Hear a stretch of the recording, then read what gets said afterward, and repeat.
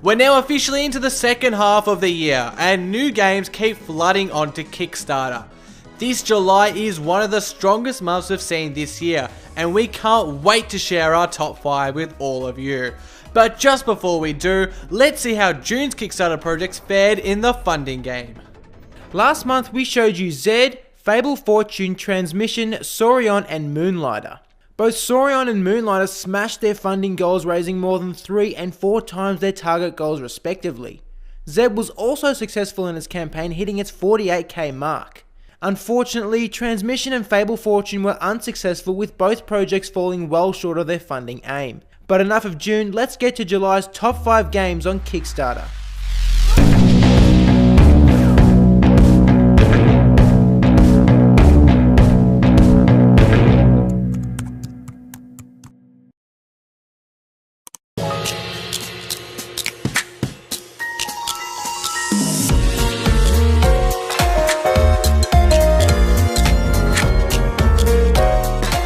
We begin with Iconfell, an RPG that mixes Hogwarts with Earthbound. Iconfell is a magical school for witches and wizards, and after her older sister Safina goes missing there, Marite goes looking for her.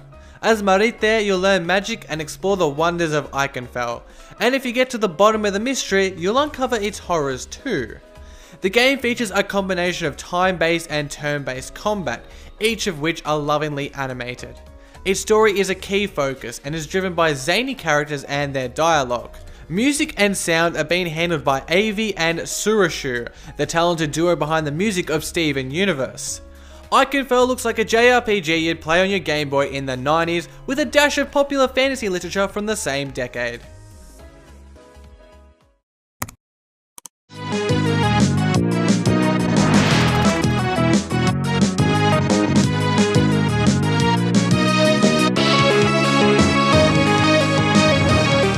Next up is Fox and Forests, another throwback, this time honouring the 80s and the delightful platformers it brought. What's most notable about Fox and Forests is that the art, animations, music and sound are all on point. From afar, it's easily one of the best looking retro recreations of recent memory, right up there with the Shovel Knight and Douglas Circumstance. It's not all Antiques Roadshow however, as the ability to change the seasons adds a modern twist. Just like swapping between the world of the living and the world of the dead in Guacamelee, swapping the seasons rearranges the composition of a level and reveals new paths. For instance, turning to winter can freeze water and provide an icy passage, while swapping to spring can grow vegetation and offer a new platform to jump to. With 4 weeks to go, Fox and Forest has 75,000 more euros left to raise.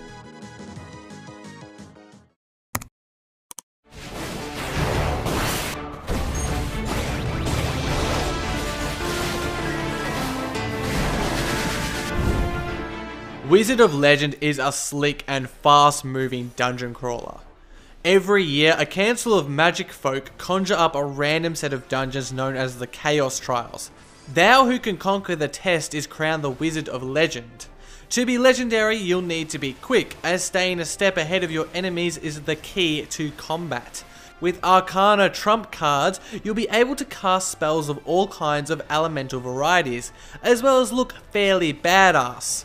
Items found in the dungeons give extra boosts, such as walking over lava. Wizard of Legend can be played with a mate too, whether that be in a more challenging co-op mode or against each other in a match to the death. There is no shortage of indie roguelikes nowadays, but the speed and pizzazz of Wizard of Legend have got us excited for this project. Already funded, Wizard of Legend is slated for a January release.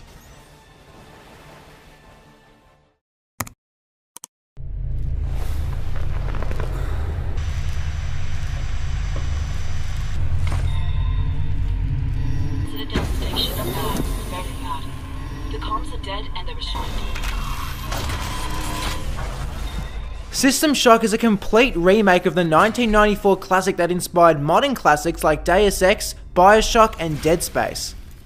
Using audio logs and notes placed within its world, System Shock was able to do away with cutscenes and revolutionize storytelling in video games. Fans have not forgotten its impact and have already raised more than $1 million to fund the game.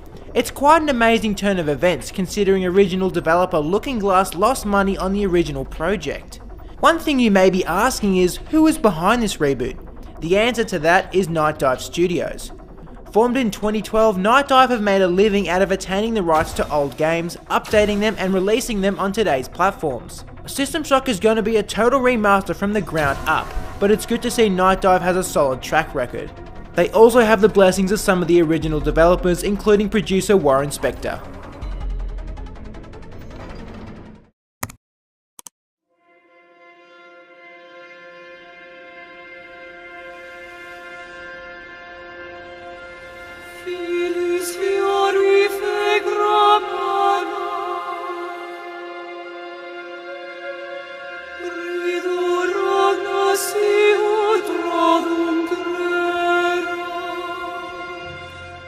We've seen a lot of games pop up on Kickstarter over the last couple of years.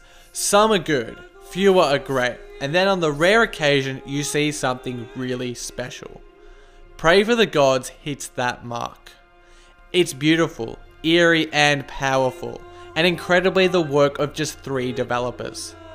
The game features enemies so giant you can climb them. A lot of games have tried to replicate the overwhelming scale of Shadow of the Colossus' infamous bosses, but none evoke that same feeling of resonance as well as Pray for the Gods seemingly does. It's not just some Colossus remaster either, it has its own icy flavour and a significant dose of salvage and survival gameplay. Changing weather traps the player into constant peril and makes exploration a high stakes game of risk and reward. Pray for the Gods seems to be a knockout in every category and we're bloody excited for it. With 3 weeks to go, it's 80k away from its 300k target. Well, that's it, folks. Thanks for watching. My name's Lawrence. And my name's Josh. We'll see you next time here on Indie Forma.